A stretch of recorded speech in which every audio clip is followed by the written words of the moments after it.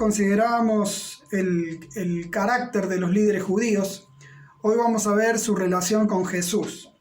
Cuando leemos los evangelios sorprende ver la gran cantidad de textos que hay acerca de este tema. Y sorprende también ver cuán malos fueron estos líderes con Jesús.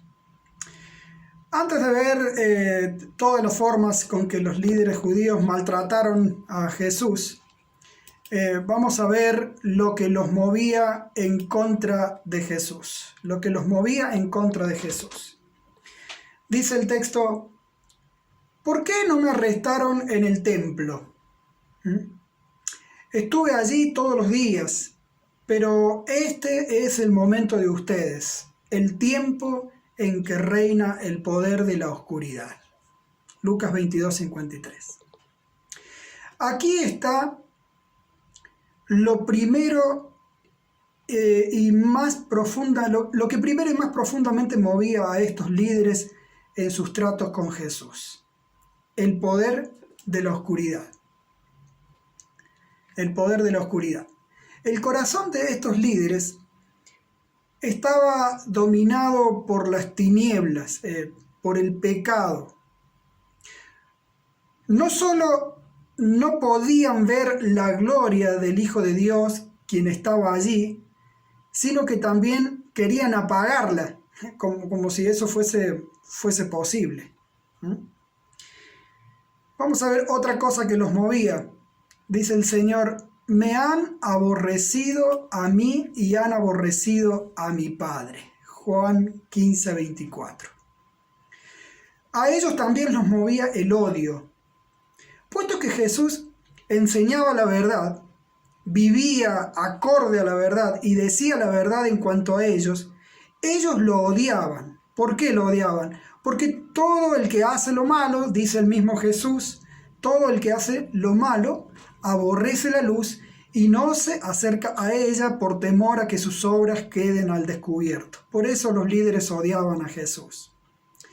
En tercer lugar, dice: Pilato sabía muy bien que los líderes religiosos judíos habían arrestado a Jesús por envidia. También los movía la envidia, por lo que se ve. Al ver que la gente admiraba la enseñanza de Jesús y que las multitudes lo seguían y que las masas lo aclamaban, las entrañas a ellos realmente se les carcomían. Se daban cuenta de que ellos estaban perdiendo popularidad, discípulos, y perdían también respeto. Y se sentían muy irritados y molestos. Ellos realmente envidiaban. Y en cuarto lugar, dice ahí el texto: los jefes de los sacerdotes y los fariseos dijeron: sin duda ese hombre Jesús realiza muchas señales milagrosas. Si lo dejamos seguir así, todos van a creer en él. Entonces el ejército romano vendrá y destruirá tanto nuestro templo como nuestra nación. Así que se ve aquí que los movía la ambición por el poder. Noten que los líderes judíos no dicen así: este hombre hace muchas señales milagrosas, debemos averiguar honestamente quién es, tal vez sea el Mesías o un gran profeta. No, ellos dicen: si le permitimos seguir haciendo señales, todos van a creer que es el Mesías, un rey diferente del emperador, y el pueblo se va a agitar y los romanos se van a enojar y van a destruir nuestro templo y nuestra nación. El templo, hermanos, con todas sus actividades y el gran movimiento nacional que allí se daba, representaba para los líderes la excusa o la ocasión para su estatus de poder y control, su nivel de vida, su influencia política. Si perdían esas cosas, ellos perdían todo. A ellos los mueve la ambición por el poder. Hermanos, jamás tenemos que subestimar el poder que tienen las motivaciones internas cuando nos relacionamos con otros. De hecho, son determinantes.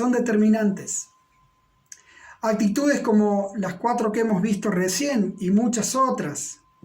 Por ejemplo, el resentimiento, la venganza, la rivalidad, competencia, lujuria, impureza, Todas esas motivaciones pueden ser subterráneas, sutiles, pero son muy poderosas.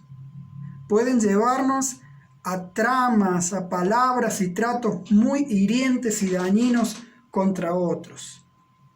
Siempre debemos estar alertas y lo más consciente que podamos de esas malas fuerzas que actúan en nuestro interior, desde nuestro interior. Deberíamos hacernos una evaluación periódica para ver cuáles encontramos y luego, por supuesto, confesarlas y erradicarlas. El segundo punto es que lo hostigaban y maltrataban. Vamos a ver algunas formas en que estos líderes maltrataban a Jesús.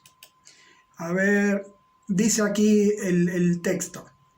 Cuando los fariseos oyeron del milagro, dijeron: con razón puede expulsar demonios. Él recibe su poder de Satanás, el príncipe de los demonios. Nosotros, dice en otro pasaje, no somos nacidos de fornicación. Otro texto dice: ustedes dicen que el Hijo del Hombre, está hablando Jesús aquí, es un glotón y un borracho, amigo de cobradores de impuestos y de otros pecadores. El primer maltrato que vemos aquí en estos textos es que lo difamaban para descalificarlo. Difamar a alguien, o sea, desparramar o publicar algo feo y falso sobre una persona, es una de las estrategias más viejas para descalificar a una persona, para que la gente la mire con mala cara y deje de creer en ella y de seguirla. Bueno, esto es lo que hicieron muchas veces los líderes judíos con Jesús. Por ejemplo, decían que expulsaba demonios con la autoridad del jefe de los demonios, Satanás. Esto era descalificarlo. También parecen sugerir ahí que Jesús provenía de una relación prematrimonial de María, algo que era muy mal visto entre los judíos. Y parece que también decían que era un glotón, borracho, compañero de traicioneros, desleales, estafadoras, prostitutas. O sea, alguien que compartía y practicaba todo lo que hacía mal a la sociedad. Lo difamaban para descalificarlo. En segundo lugar, leamos, que dice así: unos fariseos se acercaron y trataron de tenderle una trampa con la siguiente pregunta: ¿se permite que un hombre se divorcie de su esposa por cualquier motivo? Otro texto dice: entonces los fariseos se juntaron para tramar cómo hacer que Jesús cayera en la trampa de decir algo por lo cual pudiera ser arrestado. Otra forma en que lo hostilizaban, según estos textos, es le hacían preguntas tramposas. Trataban de hacerle expresar o declarar algo serio con que mucha gente no estuviese de acuerdo. ¿Para qué? Para que perdiera apoyo popular o fuese rechazado. Por ejemplo, si Jesús decía que un hombre podía divorciarse por cualquier motivo, se iba a poner en contra a una gran parte de la población que creía que no podía divorciarse por cualquier motivo. Y si decía que no podía divorciarse por cualquier motivo, se pondría en contra a la otra parte de la sociedad que creía que sí, que podía divorciarse por cualquier motivo. Era una pregunta con trampa. Otro ejemplo.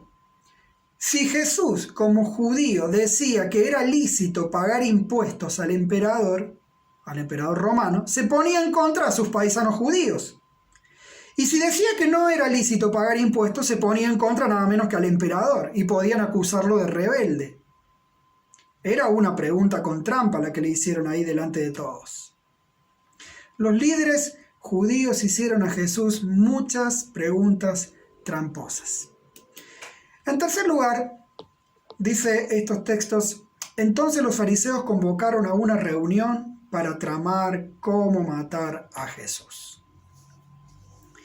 Jesús quería, dice otro texto, quería alejarse de Judea, donde los líderes judíos estaban tramando su muerte. Luego dice Jesús en otro texto, si realmente fueran hijos de Abraham, seguirían su ejemplo. En cambio, procuran matarme porque les dije la verdad. Está claro por estos pasajes que los líderes judíos también tramaban matarlo. El odio y la envidia eran tan intensos, estaban tan agarrados a su estatus de poder que querían deshacerse de Jesús. Había que matarlo. Ellos pensaban que la salida era deshacerse de él. Y durante casi todo su ministerio hubo intrigas y trampas para lograr este objetivo homicida que ellos tenían. Ninguno dio resultado. ¿Por qué? Porque Dios lo impidió. Lo impidió hasta que fue el tiempo en que tenían que hacerlo. Bueno, hermanos, así como recién nos preguntábamos sobre las malas actitudes que pueden movernos, ahora tenemos que preguntarnos sobre los maltratos que esas actitudes pueden estar llevándonos a tener. ¿De qué forma maltratamos a otros? ¿Acostumbramos levantar la voz? ¿Es un hábito? ¿Usamos tonos ásperos o severos? ¿Somos sarcásticos? ¿Nos burlamos? ¿Insultamos? ¿Humillamos? ¿Manipulamos? ¿Chantajeamos? ¿Echamos la culpa a otros de errores nuestros? ¿Ocultamos cosas? ¿Hacemos trampas? ¿Maltratamos físicamente de alguna forma? Son innumerables las formas en que podemos maltratar. Y tenemos que erradicarlas. Cambiar todo eso por buenos tratos.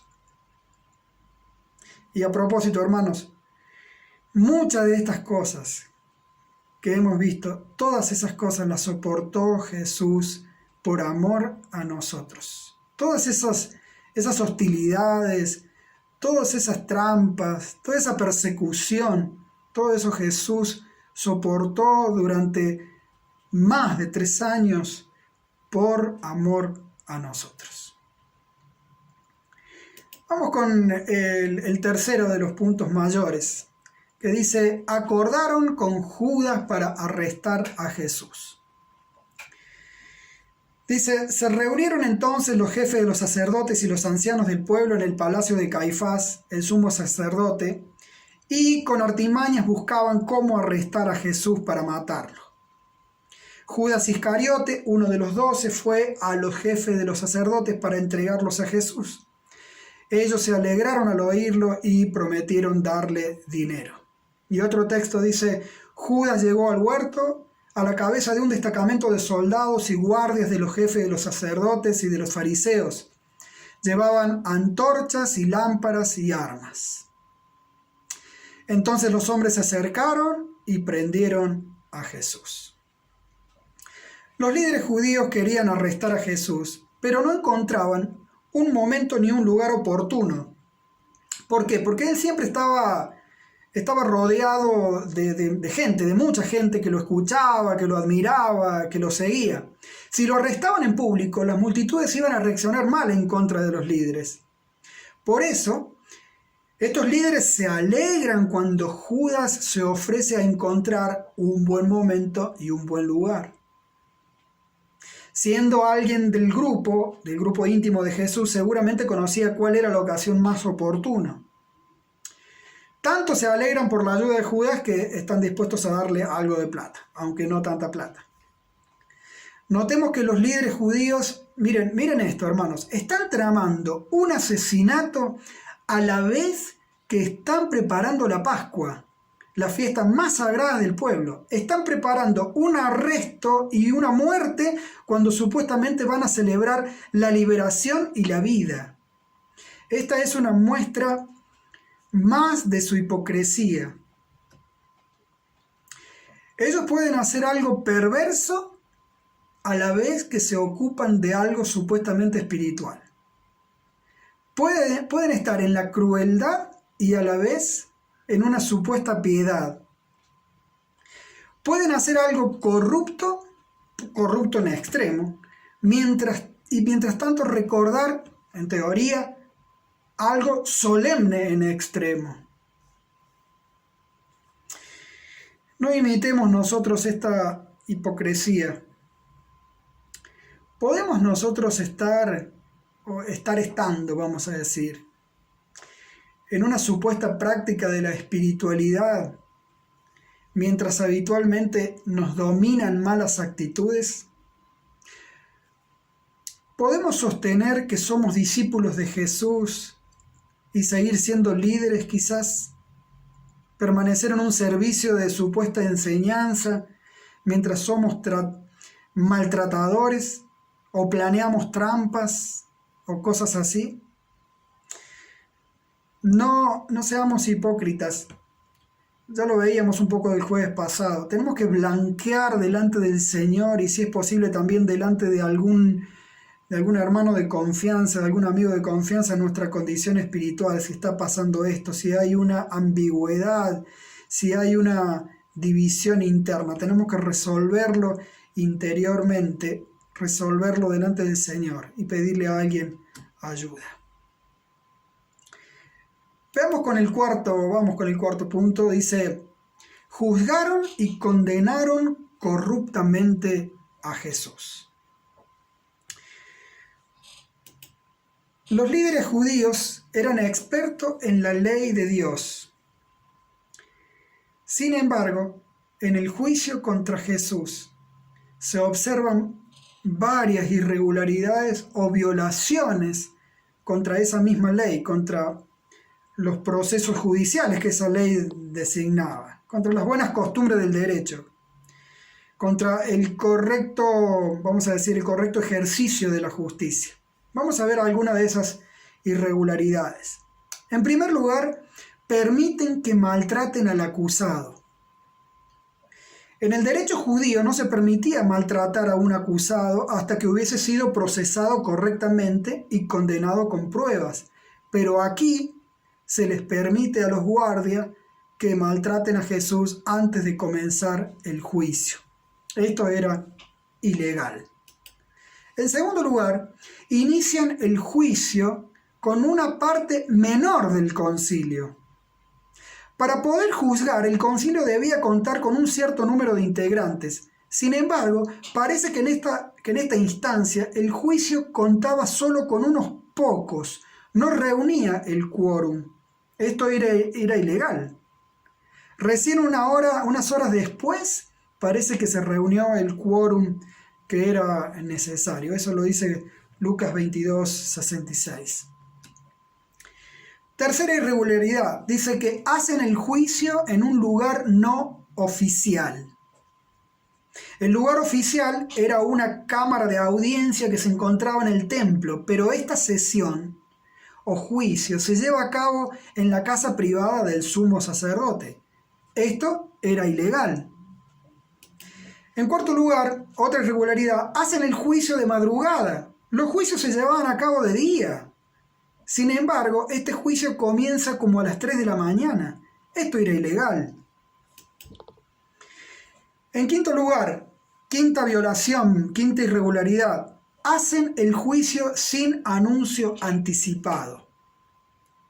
Cuando se juzgaba una causa tan seria como esta, el juicio debía anunciarse con cierta anticipación a todo el concilio. Sin embargo, este juicio se hace de urgencia, se convoca, vamos a decir, a las apuradas.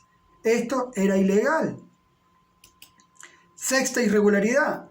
Continúan el juicio incluso con testigos que se contradicen.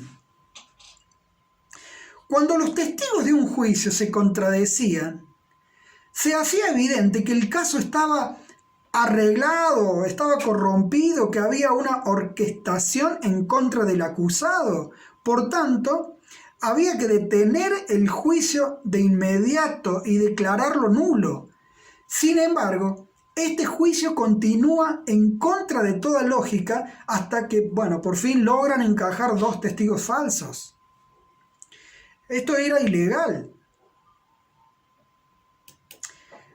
Séptima irregularidad. Obligan a Jesús a hacer una declaración de sí mismo. En los juicios no se podía exigir que un acusado hiciese una declaración de sí mismo. Creo que todavía eso permanece en el derecho. Pero en este juicio, el sumo sacerdote le dice a Jesús: te exijo en el nombre del Dios viviente que nos digas si eres el Mesías, el Hijo de Dios. Esto era exigir una declaración y era ilegal. En octavo lugar, la octava irregularidad, lo acusan de blasfemia incluso cuando no la había cometido. Técnicamente hablando, se consideraba blasfemia pronunciar el nombre sagrado de Dios, insultarlo directamente o promover la idolatría. Pero en este caso, Jesús solo responde positivamente a la pregunta de si él era el Mesías. No comete una blasfemia. Sin embargo, lo acusan de ese delito. Eso fue ilegal. En noveno lugar, no hacen una investigación objetiva y adecuada.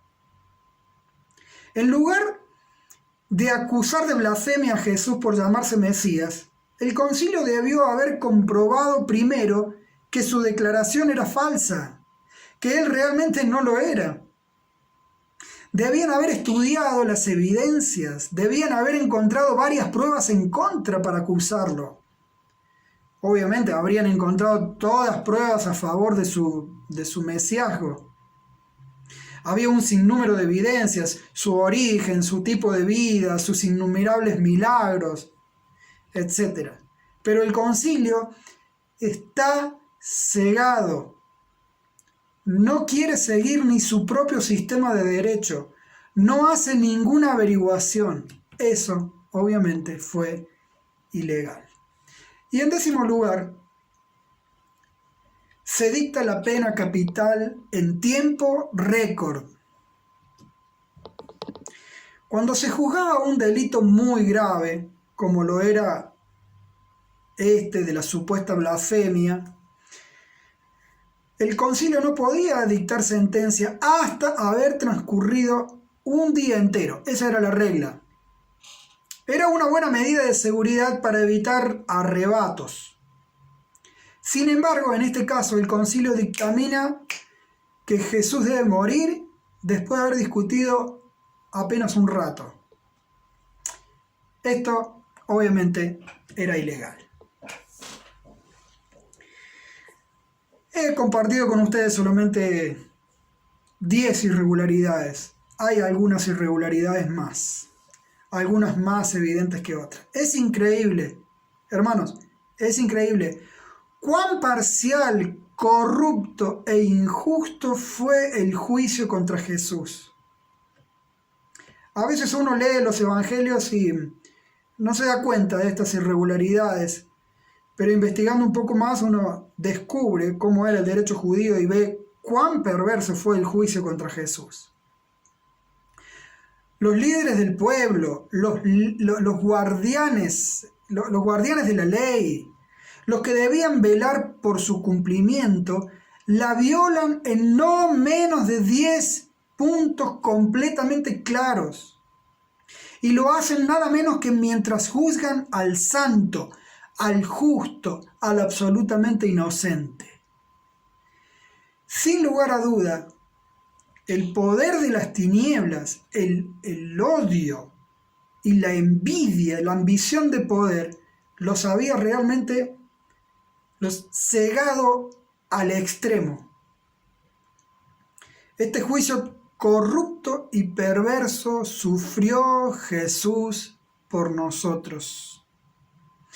Bien dice Isaías 53, al ser condenado injustamente, se lo llevaron, aunque él no había hecho nada malo y jamás había engañado a nadie.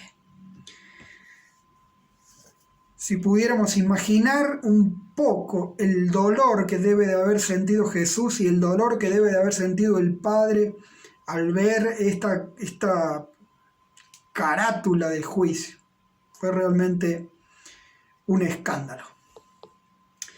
Vamos con el otro punto, el quinto. Dice que estos líderes entregaron a Pilato para la ejecución. Dice el texto: muy de mañana todos los jefes de los sacerdotes y los ancianos del pueblo ataron a Jesús, se lo llevaron y se lo entregaron a Pilato el gobernador. Otro texto: pero los jefes de los sacerdotes y los ancianos persuadieron a la multitud a que le pidiera a Pilato soltar a Barrabás y ejecutar a Jesús. ¿Y qué voy a hacer con Jesús, al que llaman Cristo?, dijo Pilato. Crucifícalo, crucifícalo, respondieron todos. Aquí vemos al menos 4 maldades de estos líderes judíos. En primer lugar, entregaron a Jesús a los paganos. El concilio judío que juzgó digno de muerte a Jesús en realidad no tenía poder oficial para ejecutar una sentencia de muerte. Solamente el procurador romano podía hacerlo, bueno, en este caso era Poncio Pilato. Así que se lo llevaron a Poncio Pilato con la intención de que lo condenara a muerte. Esto es terrible. Para todo otro fin, estos líderes consideraban a los romanos como enemigos, como invasores, como perros, pero en este caso acuden a ellos porque son los únicos que pueden matar a Jesús. En segundo lugar, entregan al inocente y salvan al delincuente. En todo sistema de derecho, y mucho más en el sistema judío, era una corrupción mayúscula condenar al inocente y liberar al culpable. Maldito, dice todo aquel que dé por inocente al culpable, decía la ley.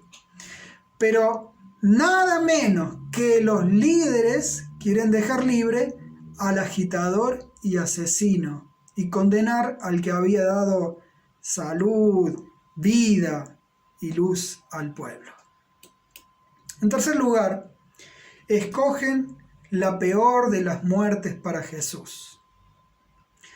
No solo lo condenan a muerte y piden la muerte, cosa que ya era absolutamente injusta, sino que también le escogen o le piden la peor de ellas, la muerte de cruz. Humillante, dolorosísima y lenta. Tal vez nunca hubo otro peor método de ejecución. Ese método le escogen los líderes o piden para él respecto de Jesús. Y en cuarto lugar, bueno, que ya lo tienen ustedes ahí en la pantalla, manipulan a Pilatos. Ya dijimos que Pilatos funcionaba en ese lugar como un administrador romano, como un oficial romano colocado por el emperador. Él debía sofocar y acabar cualquier levantamiento o traición en contra de la autoridad romana. Sabiendo eso, los líderes le advierten a Pilatos: este Jesús se hace llamar rey de los judíos. Si vos no lo sentencias a muerte, nosotros le vamos a mandar a decir al emperador que vos estás de acuerdo con un rey rival. Y ya sabés lo que te va a pasar. Aparte, nosotros no queremos a ningún otro rey más que al César. Todo esto fue muy manipulador y perverso. Vamos con el sexto punto mayor, que dice: se burlaron de Jesús, del Jesús que estaba crucificado. De la misma manera, dice el texto, se burlaban de él los jefes de los sacerdotes, junto con los maestros de la ley y los ancianos. Salvó a otros, decían, pero no puede salvarse a sí mismo. Y es el rey de Israel, que baje ahora de la cruz y así creeremos en él. Él confía en Dios, pues que lo libre Dios ahora si de veras lo quiere. ¿Acaso no dijo: yo soy el Hijo de Dios? Era verdad que había salvado a otros. Era verdad que era el rey de Israel, que era hijo de Dios, que confiaba en Dios, que Dios podía librarlo y que Dios lo quería. Pero si no se salvaba a sí mismo, si no bajaba de la cruz, era porque Él se estaba entregando a sí mismo. Era porque Él estaba amando al mundo.